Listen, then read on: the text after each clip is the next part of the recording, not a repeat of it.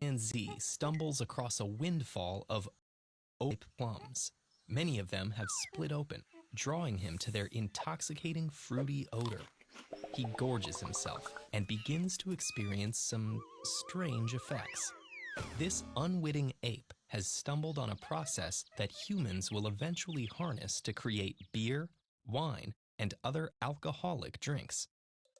The sugars in overripe fruit attract microscopic organisms known as yeasts.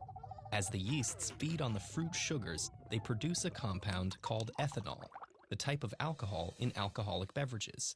This process is called fermentation. Nobody knows exactly when humans began to create fermented beverages. The earliest known evidence comes from 7000 BCE in China, where residue in clay pots has revealed that people were making an alcoholic beverage from fermented rice, millet, grapes, and honey. Within a few thousand years, cultures all over the world were fermenting their own drinks. Ancient Mesopotamians and Egyptians made beer throughout the year from stored cereal grains. This beer was available to all social classes, and workers even received it in their daily rations. They also made wine, but because the climate wasn't ideal for growing grapes, it was a rare and expensive delicacy. By contrast, in Greece and Rome, where grapes grew more easily, wine was as readily available as beer was in Egypt and Mesopotamia. Because yeasts will ferment basically any plant sugars, ancient peoples made alcohol from whatever crops and plants grew where they lived. In South America, people made chicha from grains, sometimes adding hallucinogenic herbs. In what's now Mexico, pulque, made from cactus sap, was the drink of choice, while East Africans made banana and palm beer. And in the area that's now Japan, people made sake from rice. Almost every region of the globe had its own fermented drinks. As alcohol consumption became part of everyday life, some authorities latched onto effects they perceived as positive. Greek physicians considered wine to be good for health, and poets testified to its creative qualities. Others were more concerned about alcohol's potential for abuse. Greek philosophers promoted temperance.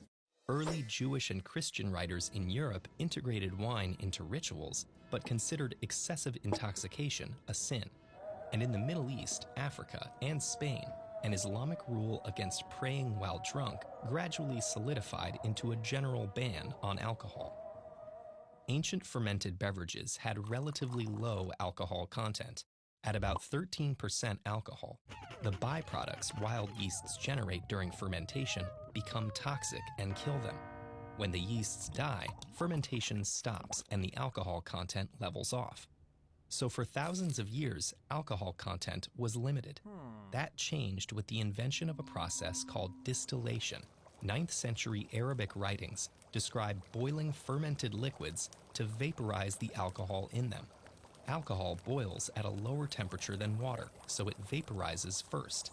Capture this vapor, cool it down, and what's left is liquid alcohol much more concentrated than any fermented beverage. At first, these stronger spirits were used for medicinal purposes. Then, spirits became an important trade commodity because, unlike beer and wine, they didn't spoil. Rum made from sugar harvested in European colonies in the Caribbean became a staple for sailors and was traded to North America. Europeans brought brandy and gin to Africa and traded it for enslaved people, land, and goods like palm oil and rubber. Spirits became a form of money in these regions. During the Age of Exploration, spirits played a crucial role in long-distance sea voyages. Sailing from Europe to East Asia and the Americas could take months, and keeping water fresh for the crews was a challenge. Adding a bucket of brandy to a water barrel kept water fresh longer because alcohol is a preservative that kills harmful microbes. So by the 1600s, alcohol had gone from simply giving animals a buzz to fueling global trade and exploration, along with all their consequences.